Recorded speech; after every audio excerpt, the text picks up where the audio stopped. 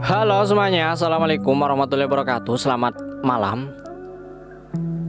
Kali ini saya akan menceritakan sebuah cerita horor mistis. Cerita ini berjudul Anak Gang Cincau, Hantu Bang Nain. Dan langsung saja seperti apa kisahnya. Jalan kecil yang dibatasi dengan perempatan jalan Fathahillah di sebelah timur dan dibatasi perempatan jalan Persima di sebelah barat disebut Gang Cincau. Orang menyebutnya begitu karena sepanjang jalan ini banyak ditumbuhi pohon cincau hijau. Dan saat itu banyak pendatang yang mengadu nasib dengan berjualan cincau hijau. Membuat sendiri cincau hijau dengan bahan dan daun pohon cincau yang tumbuh subur di sekitar jalan. Kemudian menjajakannya dari kampung ke kampung. Saya sendiri sebelumnya tidak tahu orang menyebut jalan rumah saya adalah Gang Cincau. Sampai pada suatu ketika setelah sekian lama keluar dan pindah dari rumah itu, seseorang mengenali saya dengan sebutan. Orang itu berkata, "Yang dulu tinggal di Gang Cincau ya?" Oke lah, saya anak Gang Cincau. Dan dari situlah cerita bermula. Beberapa hari anak-anak Gang Cincau tidak berani main di luar rumah, terutama selepas maghrib, karena mereka mendengar cerita-cerita horor setelah meninggalnya Bang Nain. Bang Nain itu adalah salah seorang warga yang dikenal dengan ilmu jawarannya di situ. Selama seminggu sebelum kematiannya, Bang Nain berteriak-teriak kesakitan, mencakar-cakar tembok, dan mengaum seperti harimau. Teriakannya didengar semua warga Gang Cincau. Peristiwa ini terekam di kepala Danisa dan anak-anak Gang Cincau lainnya sebagai sesuatu yang amat sangat menakutkan. Aku dengar Pak Hansi Bakri cerita ke Mak Jilah. Tadi malam melihat hantu Bang Nain berjalan terseok-seok, kemudian berhenti di depan rumah Mak Jilah dan bilang gini, "Terima kasih," dengan nada pelan. Pinah membagikan temuannya kepada teman-temannya. "Mak Jilah sebelah rumahku, berarti hantu Bang Nain semalam lewat di depan rumahku dong." Danisa menggumam sambil bergetar. Untung dia nggak mampir belanja ke warung Ibu Danisa. Adi sok berani berusaha menakut-nakuti Danisa. "Apaan sih lu?" Danisa bersungut-sungut.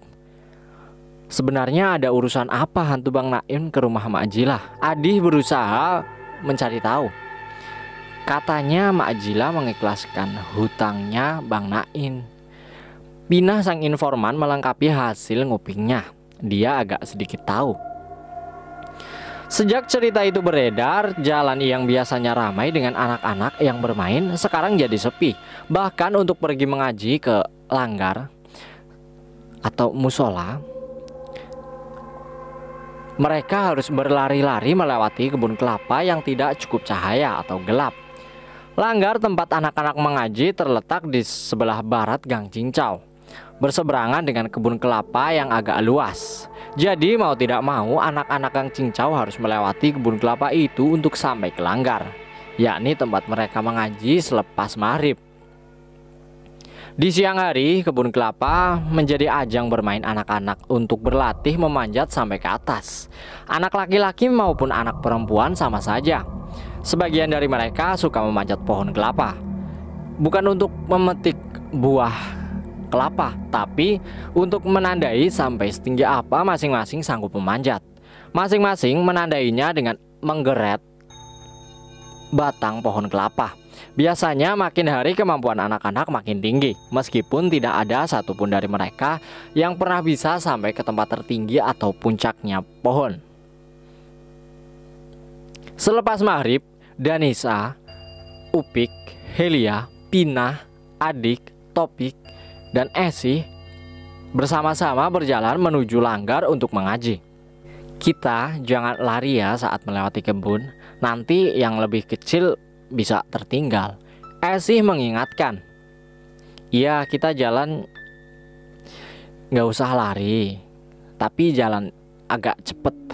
tapi tetap bersama, dan yang kecil digandeng. Helia menambahkan, sampai di Langgar suasana tambah mencekam karena di dalam kelas di bagian belakang berdiri dengan angkernya keranda mayat tempat mengusung jenazah dan disandarkan ke tembok. Anak-anak berebutan meraih kursi bagian depan, khawatir dicolek keranda apabila duduk di bagian belakang. Mengaji pun tidak konsen, sebentar-sebentar menoleh ke belakang. Takutnya ya itu tadi, takut ada kejadian aneh dengan keranda itu. Bu, Dani mau pindah mengaji di tempat Ustazah Aini aja. Gak mau lagi ngaji di sini, ngaji di Langgar ini. Loh, kenapa? Teman-temanmu yang lain juga mengaji di Langgar, kenapa kamu mau pindah sendiri? Esi, Pinah, Upik juga mau pindah lah. Yang lain ikut menambahkan. Iya, tapi kenapa alasan Dani mau pindah? Danisa berusaha mencari alasan yang tepat, karena kalau bilang karena takut hantu Bang Naim, sudah pasti Ibu Dani tidak mengizinkan pindah. Kemudian dia masih mencari alasan. Dani ngajinya nggak naik-naik, sudah 3 hari disuruh baca Alif Lam Mim terus-terusan.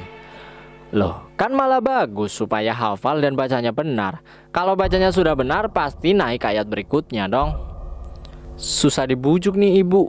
Dengan terpaksa Danisa tetap mengaji ke Langgar.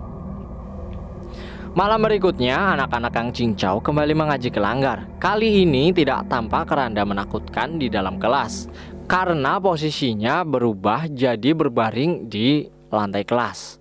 Anak-anak mulai tenang. Tapi tiba-tiba kerandanya jalan.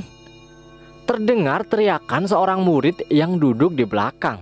Seketika Danisa, Helia, Adi, Pinah, Esi, dan Topik menoleh ke belakang. Semenit kemudian sebelumnya berhamburan keluar kelas, berebutan melalui pintu keluar. Sebagian besar anak-anak babak belur karena terjatuh, terbentur, tersikut, dan ngerusuk atau tersungkur. Lutut Danisa memar karena jatuh terdorong oleh entah siapa itu orangnya. Kepala Adi benjol karena terbentur pintu. Pinah, Esi, Opik, dan Topik, Helia tak kalah menyedihkan. Semuanya lintang pukam berlarian melewati kebun kelapa. Malam berikutnya Langgar sepi, tidak satupun anak yang datang mengaji. Pak Ustadz Lukman termanggu di depan pintu, masuk kelas menunggu murid-murid datang. Kemana anak-anak? Kenapa tidak datangnya kompak banget? Maksudnya kenapa bisa nggak datang semua gitu loh, kompak banget gitu. Pak Ustadz kemudian mendatangi rumah Danisa, menanyakan kenapa tidak datang mengaji. Bahkan teman-temannya semua juga tidak datang. Dani kemarin pulang ngaji lututnya memar-memar, katanya terjatuh di depan Langgar. Ibu Dani memberi penjelasan kepada Pak Ustadz Lukman. Mendengar percakapan Pak Ustadz dan ibunya, Danisa segera menghampiri. Dan ia berkata, kemarin ada yang melihat keranda berjalan, jadi kami tidak mau lagi mengaji di Langgar. Pak Ustadz terkejut mendengar pengakuan Danisa. Tidak mungkin keranda bisa berjalan, nak. Besok bapak pindah kerandanya ke bagian belakang Langgar. Tadinya keranda bersandar di tembok, malam berikutnya sudah terbaring di lantai. Oh, itu memang karena dipindahkan posisinya. Ya udah, baiklah, besok dipindahkan kerandanya ke belakang Langgar. Jangan takut ya. Besok kembali mengaji, ajak teman-temanmu juga semua. Sesungguhnya Danisa tidak tenang dan tetap masih takut karena keranda itu pernah dipakai untuk mengusung jenazah Bang Naim, yang katanya arwahnya mendatangi Mak Jilah dan berjalan terseok-seok lewat depan rumah Danisa. Dan kisahnya pun berakhir dengan demikian. Semoga bisa dipetik pelajaran hikmah dan manfaatnya, serta berhati-hati dalam kondisi apapun. Akhir kata saya ucapkan terima kasih kepada teman-teman yang sudah menyempatkan untuk menonton dan mendengarkan cerita ini sampai dengan selesai.